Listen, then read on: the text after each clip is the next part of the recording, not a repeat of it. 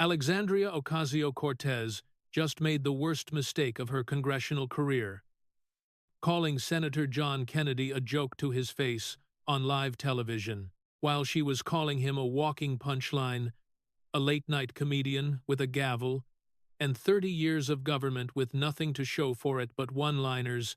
She forgot one small detail. John Kennedy graduated from Oxford University with first-class honors. He managed $20 billion in pension funds for 16 years without losing a dime. And he's spent his entire Senate career waiting for someone young enough and arrogant enough to mistake his silence for stupidity.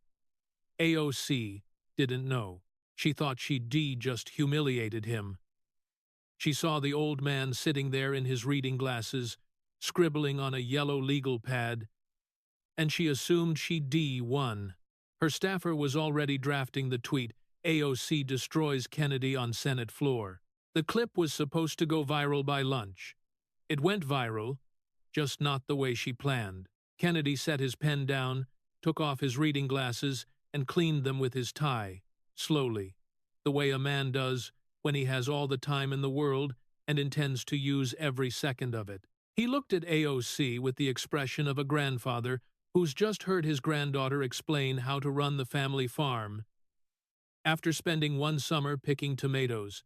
"Well," he said, his Louisiana drawl unchanged from the way his mother and father and grandfather spoke before him. That was entertaining. Reminded me of my neighbor Boudreaux's girl. Comes to Thanksgiving every year with big plans for how to run the ranch. Never actually fed a chicken, mind you. But she's got plans. He opened a fresh page on his legal pad. "Now, Representative, you said I'm a comedian, that I've got no substance. Let's test that, because I've got some questions about your substance, and I suspect the substance might be thinner than the rhetoric." He looked at her over his glasses. "Let's start with math, because math is where slogans go to die. Smash that like button. Because you're about to watch a 3-year-old country lawyer from Louisiana, who happens to have more degrees than AOC has bills passed, methodically take apart the most famous progressive brand in America, using nothing but a yellow legal pad, a slow drawl, and the kind of patience that only comes from 18 years of cross-examining people who thought they were smarter than everyone else in the room. The Senate Budget Committee hearing had been routine for exactly 2 hours and 13 minutes before Alexandria Ocasio-Cortez turned it into a career-ending mistake. The hearing's official topic, long-term fiscal sustainability and investment priorities, was the kind of dry, procedural subject that normally attracted minimal public interest. C-SPAN carried it live to its usual audience of political junkies and insomniacs. CNN had a camera in the room but wasn't broadcasting live. The gallery was half full. AOC had been invited by the committee's Democratic members to present what her office called the Green New Deal, framework, an updated version of the sweeping climate and economic legislation she introduced in 2019. Her presence was designed to inject energy into what would otherwise be a forgettable Tuesday morning. It worked. The moment AOC was announced as a witness, the gallery filled. CNN switched to live coverage. Social media lit up with anticipation. Senator John Kennedy sat in his usual seat on the Republican side of the committee dais. Suit, patterned tie, reading glasses perched on his nose, yellow legal pad open in front of him, a pen that he tapped against the pad in a rhythm only he understood. He'd been quietly taking notes during the previous witness testimony, with the unhurried attention of a man who treats every hearing the way a carpenter treats wood, with respect for the material and patience for the process. AOC's opening statement was 10 minutes long, and by any measure, a virtuoso performance. She spoke without notes. She made eye contact with individual senators. She cited climate data from memory. She described flooded streets in Queens, heat waves in Phoenix, drought in California. She connected each crisis to specific policy proposals in her framework. She was passionate, specific, and compelling. The committee listened politely. Democrats nodded. Republicans took notes. Then, at the 8-minute mark of her statement, AOC made the decision that would define the hearing and ultimately reshape the trajectory of her political career. She turned from the committee as a whole to address one senator specifically. "And I want to speak directly to Senator Kennedy," she said, pointing at him from the witness table, "because I know what's coming. I know he's sitting there right now, thinking of some clever little country saying, some folksy zinger that'll play great on Fox News tonight." Kennedy looked up from his legal pad with mild interest, the way someone looks up when they hear their name in a restaurant. "Senator, with all due respect, you'll read the reason this institution is broken. You've been in government for 30 years. State treasurer, senator, 3 decades. And what is your legacy? A collection of one-liners, a greatest hits album of sound bites. You're not a legislator, senator. You're a late-night comedian with a gavel." She turned to address the full room, her voice rising with the practiced crescendo of someone who's given this speech in her head 100 times. "While the planet burns, while families can't afford critical medication, while children go hungry, this man sits in the most powerful legislative body in the world and crafts jokes. The American people don't need his Saturday Night Live routine. They need substance. They need policy. They need leaders who take the future seriously, instead of treating the Senate like open mic night at a comedy club." She looked back at Kennedy. Her eyes narrowed. "Your time cracking jokes while Rome burns is over, Senator. The next generation is here. We're not laughing." She sat down with the force of a period at the end of a sentence. A ripple of applause came from the progressive organizations seated in the gallery. One Democratic staffer leaned to another and whispered something that produced a satisfied smile. On social media, #AOC owns Kennedy began to trend within 90 seconds. Kennedy didn't react during any of it. He sat precisely as he'd been sitting before, reading glasses on, legal pad open, pen in hand. If anything, his expression had softened slightly during AOC's attack, the way a person's face softens when they're rewatching something that confirms a suspicion they've held for a long time. When the applause faded and the room resettled, Committee Chairman Lindsey Graham looked down the dais. "Senator Kennedy, you've been referenced directly. Would you like to respond during your questioning time?" Kennedy took a slow sip of water, set the glass down, removed his reading glasses, and cleaned them with his tie, taking approximately 6 seconds to do something that requires 2, because John Kennedy understood that silence after an attack is more devastating than any immediate response. He put the glasses back on, looked at his legal pad, looked at AOC, and smiled. Not broadly, not smugly, just the small, private smile of a man who's been given exactly what he wanted. "Mr. Chairman, I surely would." He turned to AOC. "Representative, that was entertaining. I mean that sincerely. You've got real talent. Your delivery is first-rate. Reminds me of my neighbor Boudreaux's daughter. She comes to Thanksgiving every year, with big plans for how we ought to run the family ranch. Never actually fed a chicken, mind you. Never mucked a stall. Never balanced the books on a livestock operation. But Lord, she's got plans. Color-coded binder and everything." A quiet laugh rippled through the Republican side of the dais. Even one Democratic senator, the kind who laughs before remembering he's not supposed to, let a small smile escape before catching it. "Now, Representative, you just spent 2 minutes calling me a comedian, saying I've got no substance, that I'm all jokes and no policy.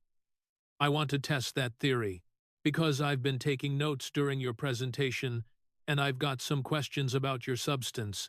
He opened the legal pad to a page he'd prepared in advance, a page covered in small, precise handwriting. "I've got 5 lessons I'd like to walk through with you, Representative. Not as insults, as lessons, because you said you want substance, and I am going to give you more substance in the next 20 minutes than you've gotten in 6 years of Congress." He placed his finger on the first item. Lesson 1. How Math Works. Representative, you just spent 10 minutes presenting the Green New Deal to this committee. You called it an investment, not a cost. You said it was a framework for the future. You said anyone who opposes it is choosing profit over planet. Kennedy looked at her over his glasses. Okay, let's talk about it. Not the rhetoric, the math. Because I managed $20 billion of other people's money for 16 years as Louisiana State Treasurer, and I've learned that the difference between a good idea and a bankrupt idea is usually a calculator. How much does the Green New Deal cost? Representative? AOC leaned into her microphone. Senator, the Green New Deal is a framework, not a single piece of legislation. The cost depends on implementation specifics that are, Representative, I didn't ask about a framework, I asked about a number. Your own office published a cost analysis. Your own surrogates have cited the figure. What is the number? AOC shifted slightly. Various independent analyses have estimated $93 trillion. Kennedy said it the way a doctor delivers a diagnosis. Clearly, without emotion, and without any possibility of misunderstanding, $93 trillion over 10 years. That's not my number, Representative. That's not Fox News' number. That's the number derived from the policy proposals in your resolution. He picked up his pen and began writing on the legal pad as he spoke. Doing the math in real time for the cameras, 93 trillion divided by 330 million Americans. That's roughly $281,000 per person. A family of 4. $1.1 million. He looked up. The median household income in this country is approximately $75,000 per year. You're asking the average American family to absorb a burden roughly 14 times their annual income. He set the pen down. Now, Representative, I managed a pension fund. Teachers' pensions, firefighters' pensions, nurses' retirements, real money, belonging to real people who were counting on it to eat when they were 70. If I'd walked into a board meeting and said, I've got a great investment, it'll only cost 14 times your annual salary. I can tell you exactly how it'll be funded. And the official, frequently asked questions mentions providing economic security for people unwilling to work. They would have fired me. He paused. Not next week. Not after a review. That afternoon. They'd have had me out of the building before lunch. AOC interjected. Senator, the cost of inaction on climate change is estimated by economists to be far greater. That is a fine bumper sticker, Representative. But bumper stickers don't balance budgets. Kennedy's voice carried no hostility. If anything, it carried the patient warmth of a man explaining compound interest to a college student. When I asked you for a number, you gave me a framework. When I gave you the number, your number, you gave me a slogan. That's not substance, Representative. That's what we call in Louisiana, all hat, no cattle. He looked at his legal pad. There's a fellow back home named Boudreaux, same one whose daughter has the ranch plans. Boudreaux came to me once when I was treasurer with a proposal to build a catfish farm. Beautiful proposal. Glossy paper, color photographs, charts, going up and to the right. I said, Boudreaux, I like the vision. How much does it cost? He said, John, it's not about the cost. It's about the opportunity. I said, Boudreaux, I can eat opportunity. How much? He never did answer. The catfish farm never got built. And Boudreaux still owes me for the coffee I bought him at that meeting. He looked at AOC. Your Green New Deal is Boudreaux's catfish farm, representative, beautiful vision, color-coded binder. But when somebody asks about the math, you change the subject to the weather. AOC's jaw tightened. Her right hand gripped the edge of the witness table, a subtle movement, but one that the C-SPAN camera, which had been slowly tightening its frame on her face for the past 2 minutes, captured in high definition. Lesson 1. Representative. Substance starts with math, not slogans. Math. And $93 trillion divided by 330 million people is a number you should have been able to recite in your sleep before you walked into this room. He turned a page. Lesson 2.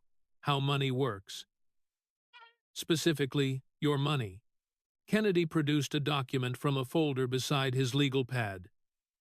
Not classified, not dramatic, just a printed summary bearing the seal of the House Ethics Committee. September 13th, 2021.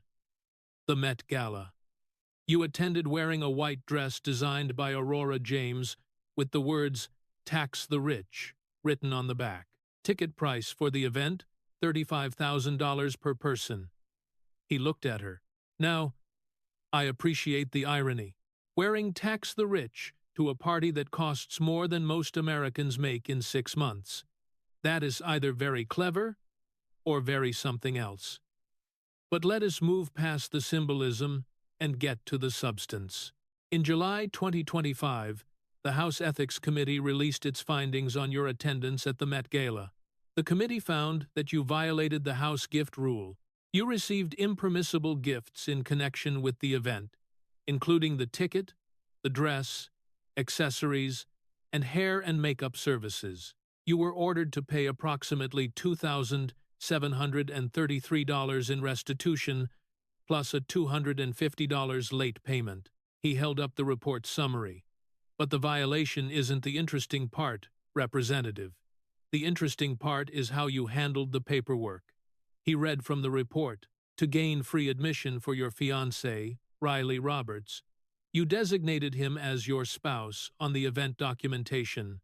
That designation triggered an exception to the gift rule that allows spouses of members to attend events without the gifts counting against the member's limits. He set the report down. However, and this is where it gets particularly educational, on your financial disclosure filings, which are required by House rules and federal law, you didn't list Riley Roberts as your spouse, because listing someone as a spouse on those forms requires disclosing their financial assets, income, and liabilities. He looked at her with the mild, curious expression of a man who's found something interesting in a tax return. Spouse when you needed free admission to a $35,000 party, not spouse when it meant showing the public where his money comes from. He paused. Representative, I'm not a complicated man, but even I can see the geometry of that arrangement, and the Ethics Committee saw it too. AOC's composure held, but the effort was becoming visible. The kind of micro-tension around the jaw and eyes that debate coaches train their clients to suppress, and camera operators are trained to capture. Kennedy continued without waiting for a response. But the Met Gala isn't the only financial question in your record, Representative. Let's talk about your former Chief of Staff. He turned a page. Saikat Chakrabarti, your first and most influential Chief of Staff. In 2019, the National Legal and Policy Center filed a complaint alleging that Chakrabarti transferred over $1 million from a political action committee he controlled through entities described in the complaint as shell companies, companies that Chakrabarti also controlled. The allegation was that these transfers were structured to circumvent federal campaign finance disclosure requirements. Chakrabarti departed your office shortly after the complaint was filed. No formal charges were brought against you, Representative, But when your chief of staff moves $1 million through shell companies and then leaves your office, in 30 years of legal practice, Ivy found that pattern tends to mean something. It rarely means everything's fine. He produced another document. More recently, 2025. The National Legal and Policy Center filed an additional complaint regarding approximately $20,000 in campaign expenditures paid to Dr. Brian Boyle, a psychiatrist. Your campaign reported these payments as leadership training and counseling. The complainant noted that Dr. Boyle's professional website doesn't list leadership training and counseling among his services. His listed specialties include, among other things, specialized alternative therapy. I am not going to speculate about what those sessions were. Representative, that's your private business. But campaign funds are public money, donated for political purposes. And when public money goes to a psychiatrist for services he doesn't publicly offer, voters are entitled to ask what they're repaying for. He set the documents aside and folded his hands. Representative, you walked into this hearing wearing "Tax the Rich" as a brand, but your own financial record shows ethics violations at a billionaire's party, a former chief of staff who moved $1 million through shells, and $20,000 in campaign funds to a doctor for services he doesn't advertise. You told me I'm all jokes and no substance. Here's some substance for you. Every fact I just cited is documented, public, and verified. The Ethics Committee report has your name on it. The FEC complaint has your Chief of Staff's name on it. The campaign disbursement filings have Dr. Boyle's name on them. That's not comedy.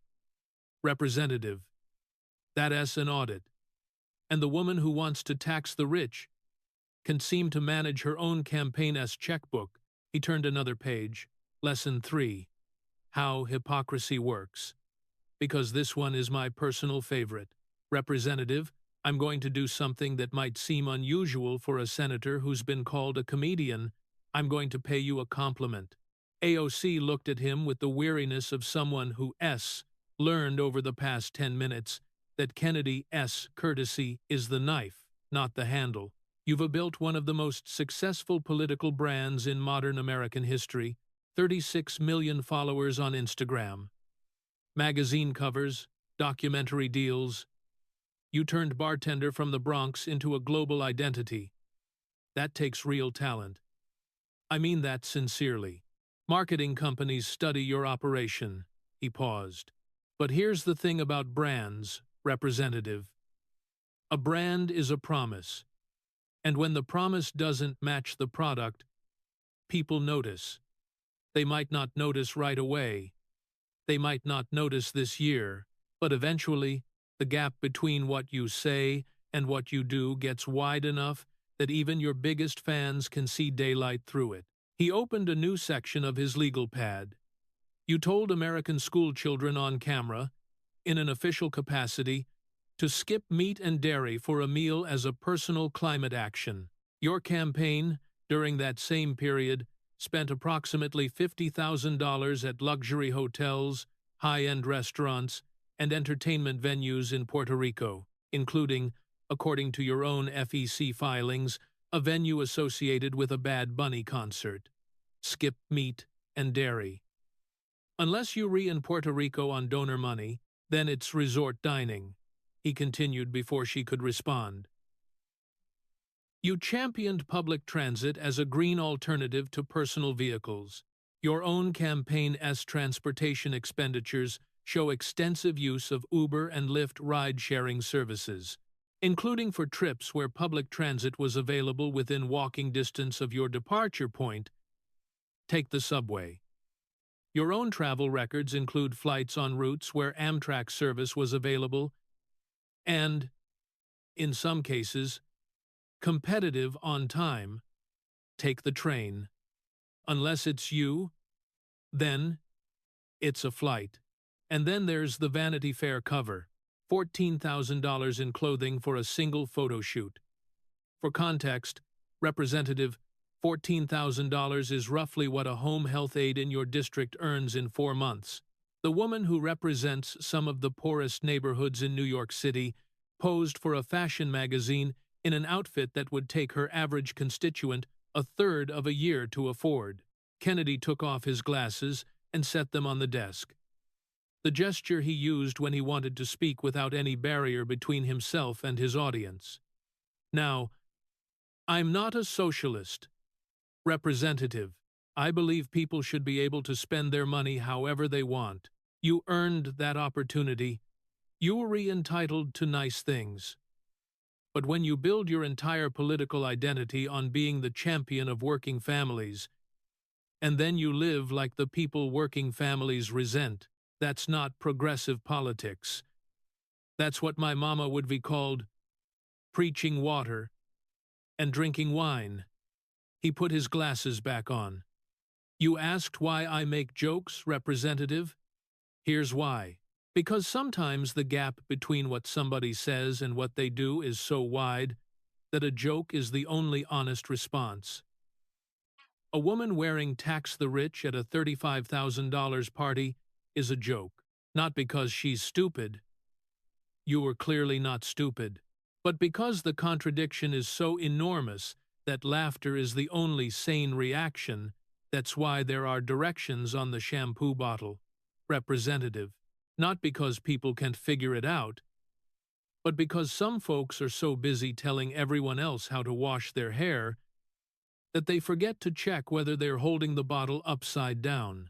AOC uncrossed her arms, crossed them again, shifted in her chair. The body language was a semaphore of discomfort that 20 million C-SPAN viewers were reading in real time. Kennedy turned another page with the calm of a man who is precisely on schedule. Lesson 4. How government actually works. Because this is where it gets personal for me. Since you attacked my record, Representative, you called me a man with 30 years in government and nothing to show for it. I want to address that directly, because unlike your other accusations, this one I take personally.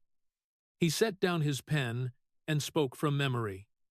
In 16 years as Louisiana State Treasurer, I managed the state's pension fund for public employees, $20 billion. Teachers, firefighters, nurses, police officers, state workers, people who spent their careers serving Louisiana and were counting on that fund to feed them when they retired. During my tenure, the fund's returns consistently met or exceeded benchmarks. We implemented reforms that reduced management fees and increased transparency. When I left office, the fund was stronger than when I found it. That's not glamorous work. Representative, it doesn't make Instagram. Nobody does a Vanity Fair cover about pension fund management. But every retired teacher in Louisiana who cashes a pension check is cashing a check that I helped protect. In 8 years in the Senate, I've worked on banking reform, agricultural policy, disaster relief for Louisiana. We get a lot of hurricanes. You might have heard judicial confirmations and oversight of federal spending.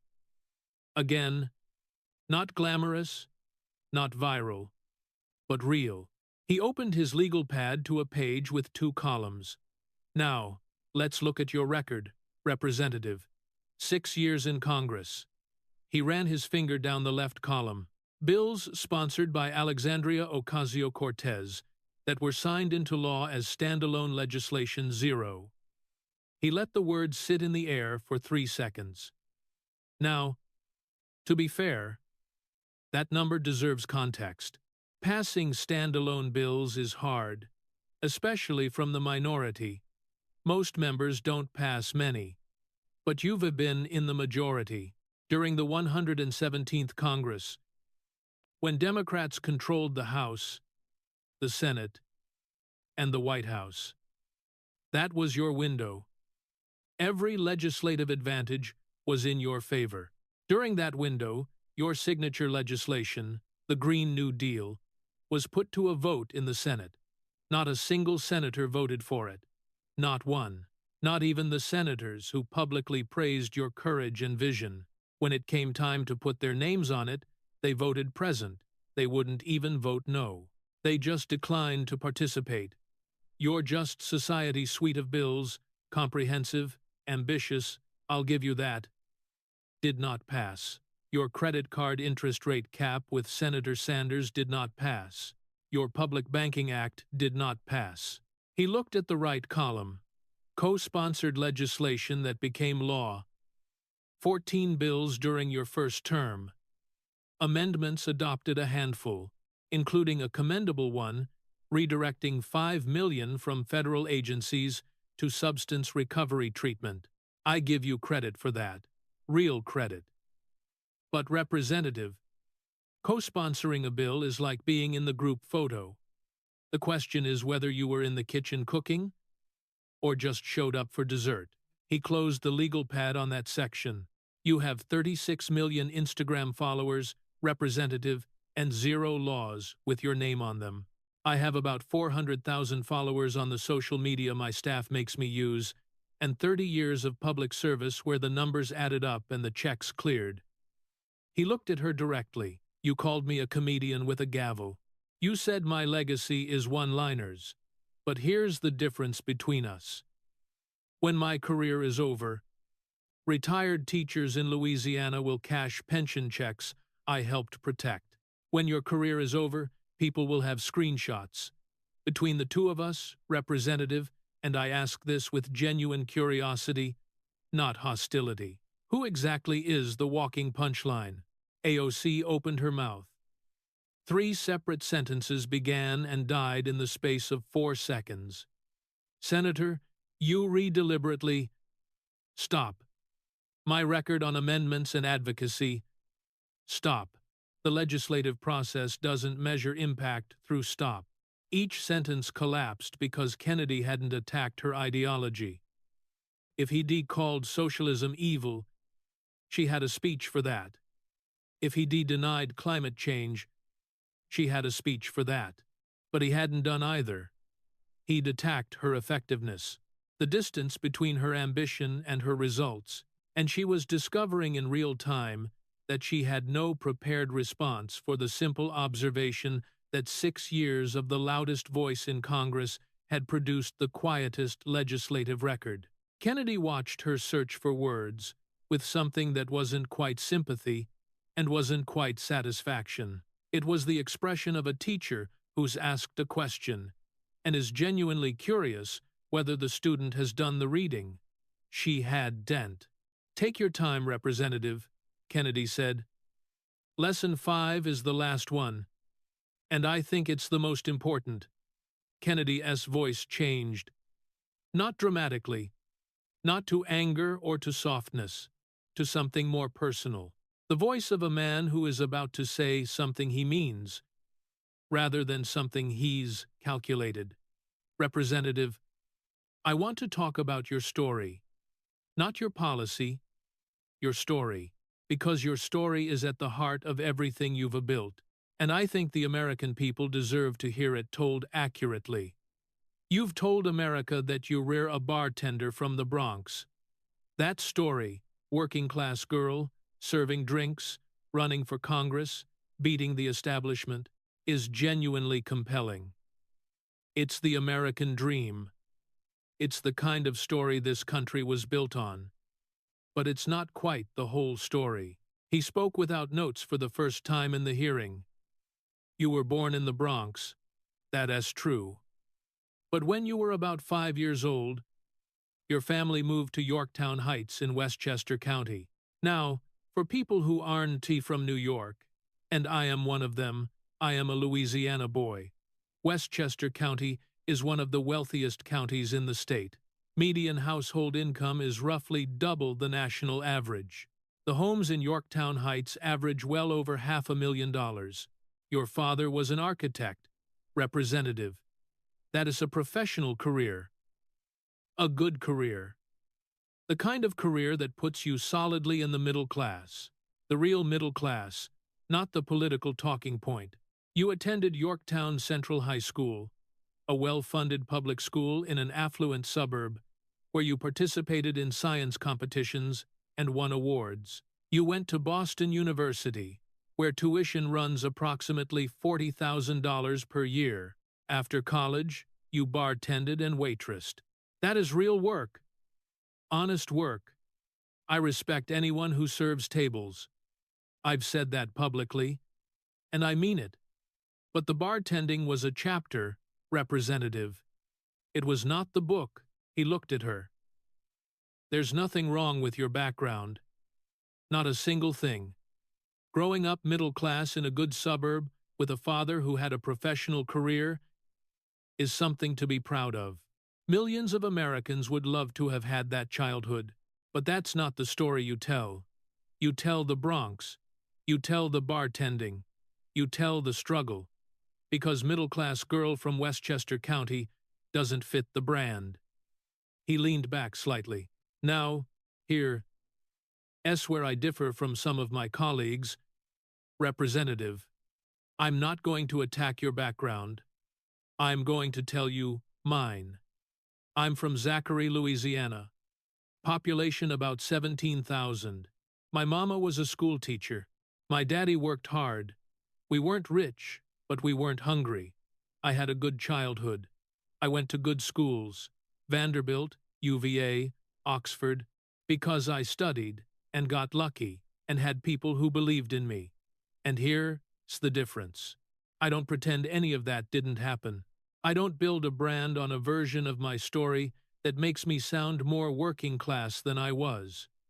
When people ask where I'm from, I say Zachary, Louisiana, and I tell them my mama was a teacher and my daddy worked hard. I don't reinvent my childhood to fit a narrative. You told America you're from the Bronx. You're from Westchester. You told America you're working class. Your father was an architect. You told America you understand struggle. You went to a $40,000 a year university, and then, after building that brand, you attended $35,000 galas. You wore $14,000 outfits. You spent $50,000 of donor money at luxury resorts. And you told working families to skip meat and dairy. His voice dropped to the quiet register that his audiences had learned carried the heaviest weight. Representative, that's not hypocrisy. Hypocrisy is doing the opposite of what you believe. This is something different. This is doing the opposite of what you pretend to believe. And the pretending, the manufactured origin story, the curated struggle, the brand of poverty that doesn't match the Westchester childhood or the Met Gala lifestyle. That's the part that bothers people. Not because they were jealous of your success, because they trusted the story, and the story wasn't entirely true. Kennedy closed his legal pad, set his pen on top of it with a quiet click, removed his glasses, cleaned them one final time, and placed them in his breast pocket. The sequence of movements was deliberate. The physical equivalent of a closing statement is final paragraph. Representative, you started this hearing by calling me a comedian, a walking punchline, a man with 30 years in government and nothing to show for it but one-liners. In the last 20 minutes, I've asked you to defend the math on your signature bill, and you couldn't. You've documented ethics violations that the House Ethics Committee found, and you paid fines for. I've cataloged a lifestyle that contradicts the brand you've built on being a working-class champion. I've compared your legislative record 0 standalone bills to my 30 years of managing real money and passing real legislation. And I've told the full version of the origin story you've been editing for 6 years. That's substance, Representative. It's just not the kind you were used to. Because the substance you are used to, Instagram reels, Met Gala dresses, Vanity Fair covers, TikTok clips, doesn't survive contact with a yellow legal pad and a man who's been doing math since before you were born. He folded his hands. Now, Representative, I'm an old man, 73. I've been around long enough to know that tearing someone down without offering something constructive is just meanness wearing a suit. So I'm going to give you something I don't usually give witnesses at committee hearings. I'm going to give you a homework assignment. The room went still. The word homework, from a 3-year-old senator to a 6-year-old congresswoman, carried a specific charge, the dynamic of a teacher and a student who has been turning in incomplete work, not a committee assignment, representative. Lord knows you've had some difficulty with those. A homework assignment. Go home this weekend. Don't go to the Met Gala. Don't go to Puerto Rico. Don't schedule a Vanity Fair shoot. Go to the Bronx. The real Bronx. The Bronx you campaign on, but didn't grow up in. Knock on doors. Sit at kitchen tables. Talk to families making $40,000 a year. And explain to them, with a straight face, without a camera crew, without a teleprompter, without Instagram filters, how your $93 trillion plan is going to help them. Use numbers, not slogans. Explain how the math works. Show them the calculator. Then, explain why you spent $50,000 of donor money at a luxury resort while they were deciding between groceries and electric bills. Then explain why your dress cost more than their car. If you can do that, representative, if you can sit in that kitchen and defend your record to people who actually live the life you claim to represent, then maybe you're the working-class champion you say you are. If you can, well, at least you'll understand why the shampoo bottle needs directions. Chairman Graham looked at AOC. Representative, would you like to respond? The hearing room waited. AOC leaned to her microphone. She started to speak, and what came out was not the rapid-fire, camera-ready rhetoric that had made her famous. It was something halting, searching, unfinished. Senator, I think what you've done here today it's reductive, and it doesn't capture the... She stopped. The sentence wasn't going anywhere she wanted it to go. The Green New Deal represents a moral framework that... She stopped again. Kennedy had spent 10 minutes dismantling the word framework as a substitute for math. Using it again would prove his point. My record of advocacy and constituent service, she stopped a third time. Every path out of the conversation led through a trap Kennedy had already set 8 seconds of silence. In 6 years of the most active social media presence in Congress, of hundreds of committee hearings, of thousands of interviews and press conferences and town halls and Instagram lives, Alexandria Ocasio-Cortez had never been silent for 8 consecutive seconds on camera. Kennedy watched her with patience, not triumph, not cruelty, the patience of a man who has asked a fair question and is willing to wait for an honest answer, even if the honest answer is silence. No rush, Representative, Kennedy said quietly. When you figure out the answer, you know where to find me. I'll be in Louisiana, probably eating gumbo. Not at a resort. He stood, gathered his legal pad, his pen, his folder, buttoned his jacket with the unhurried care of a man who has finished his work for the day. No further questions, Mr. Chairman. I yield back what's left of my time, which, unlike the Green New Deal, I managed not to waste. He walked out. The clip packages started circulating before Kennedy reached the hallway. Not one clip, 6. Each one carrying a different payload. Each one targeting a different audience. And all of them converging on the same conclusion: the most famous progressive brand in America had just been audited by a country lawyer with a yellow legal pad. And the numbers didn't add up. The first clip to break out was Boudreaux's catfish farm.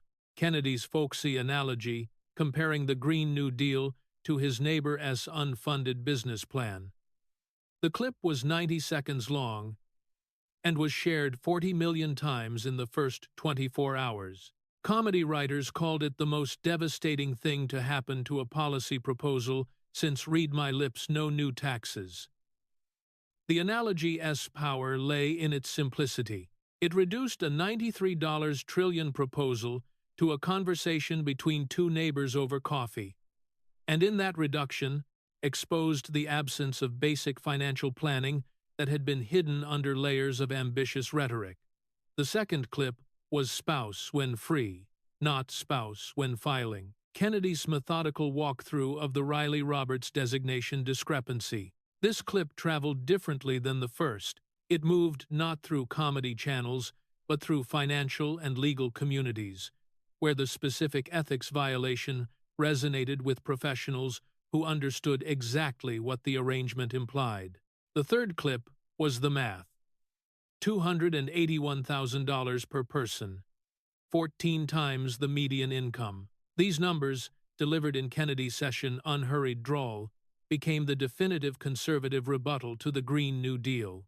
Not because they were new, critics had cited similar figures for years, but because they were delivered person to person, in plain language, by a man who had actually managed money at scale. The numbers were attached to a face, a voice, and a story about a pension fund, and that attachment made them stick in ways that policy papers never had. The fourth clip was Zero Bills, 36 million followers. This one became a meme template within hours, applied to influencers, to corporate executives, to anyone whose public profile exceeded their measurable output. The phrase entered the political lexicon as shorthand for the gap between visibility and effectiveness.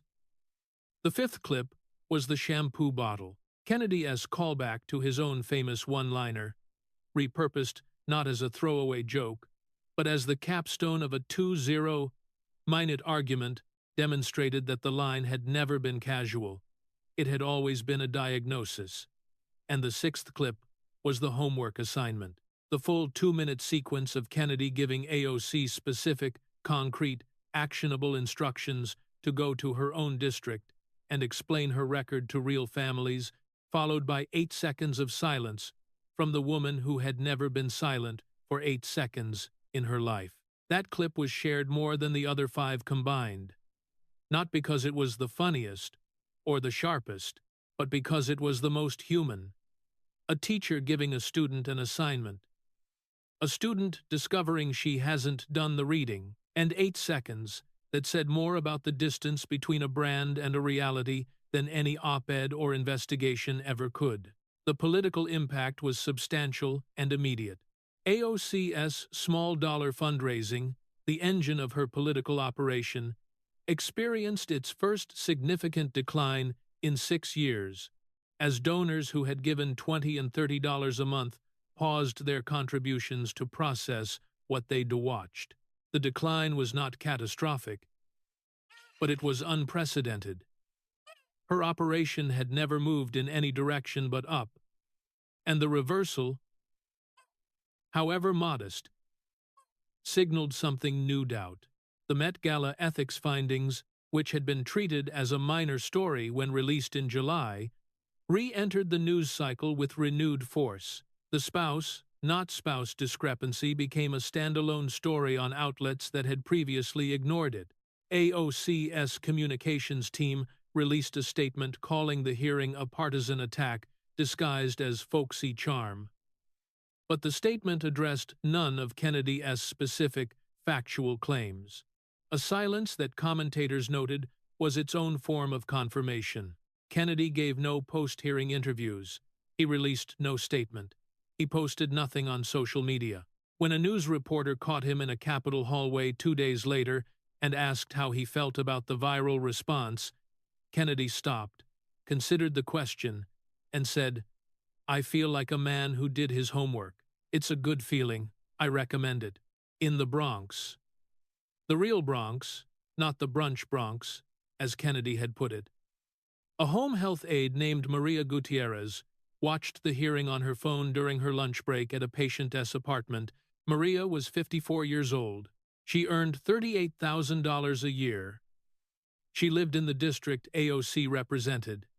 She had voted for AOC in 2018, in 2020, in 2022, And in 2024, when Kennedy reached the section about Puerto Rico $50,000 at luxury hotels while you told families to skip meat and dairy, Maria set her phone face down on the kitchen counter. She looked at the counter.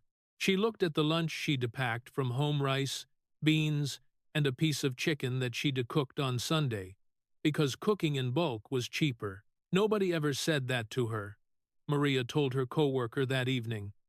Nobody ever asked her that question, and she couldn't answer it. She paused. I like her. She's smart. She fights. But $50,000 at a resort? Miss Alexandria? I can't afford to go to Puerto Rico. I can barely afford to go to Queens. Maria didn't say she'd stop voting for AOC. She didn't say she'd become a Republican. She said something quieter, and in its own way, more significant. I just want her to come here. Not for a photo, not for Instagram. Just come sit in my kitchen and tell me how $93 trillion is going to help me buy groceries. That's all. That is the homework. In Shreveport, Louisiana, a high school government teacher named Gerald Thibodeau, grandson of Beatrice Thibodeau, the retired educator who had taught at Caddo Parish's first integrated elementary school, showed the hearing clip to his AP government class the following Monday. Watch this, he told his students. All 20 minutes. Don't skip ahead. And when it's done, I want you to answer one question. The class watched in the particular silence of teenagers encountering something that holds their attention against their will. When it ended, Gerald posed the question. Senator Kennedy asked Representative Ocasio-Cortez to defend her $93 trillion proposal with numbers, not slogans. She could. Why not? A student named Kesha raised her hand. Because she never did the math. Gerald smiled. The same patient, knowing smile his grandmother Beatrice wore when a student finally arrived at an answer she'd been waiting for. Because she never did the math. Kesha, she built the vision. She designed the brand. She made the Instagram posts. She posed for the magazine covers. But she never sat down with a calculator and divided 93 trillion by 330 million. He looked around the classroom. That's the lesson, kids. Not about politics. About life. Do your homework. Know your numbers. Because if you don't, somebody like Senator Kennedy will do the math for you. And you will not enjoy the experience. He paused. My grandmother taught at this school for 31 years. She used to say, "Child, you can talk all day, but if you can show your work, the teacher will know." Senator Kennedy is the teacher, and Representative Ocasio-Cortez didn't show her work. Kesha raised her hand again. Mr. T, is the shampoo bottle thing real? Did he really say that before? Gerald laughed. He's been saying it for years, Kesha. People thought it was just a joke. Turns out, it was a warning.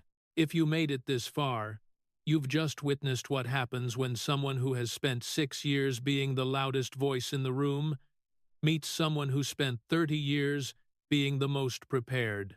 Smash that like button if Senator Kennedy made you want to check whether your representative has done the math. Subscribe for more moments where substance defeats slogans and calculators defeat Instagram. Share this story with every working American who's been told to skip meat by someone who eats at resorts. Comment below. What was your favorite lesson? The catfish farm? The spouse trick? The shampoo bottle? The zero bills? Or the homework assignment? Let us know. Turn on notifications, because the homework is still due. The ethics findings are still on the record. The campaign finance questions are still unanswered. And somewhere in Louisiana, a 3-year-old senator is having gumbo, reading his legal pad and waiting patiently for the next person who mistakes his silence for stupidity. God bless our teachers who taught us to show our work. God bless our pension fund managers who protect the money nobody thinks about. God bless every home health aide who packs rice and beans for lunch because cooking in bulk is cheaper. And God bless every American who knows the difference between a brand and a record. She came with slogans, he came with a calculator. She has 36 million followers. He has 30 years of receipts. She called him a joke. He gave her a homework assignment.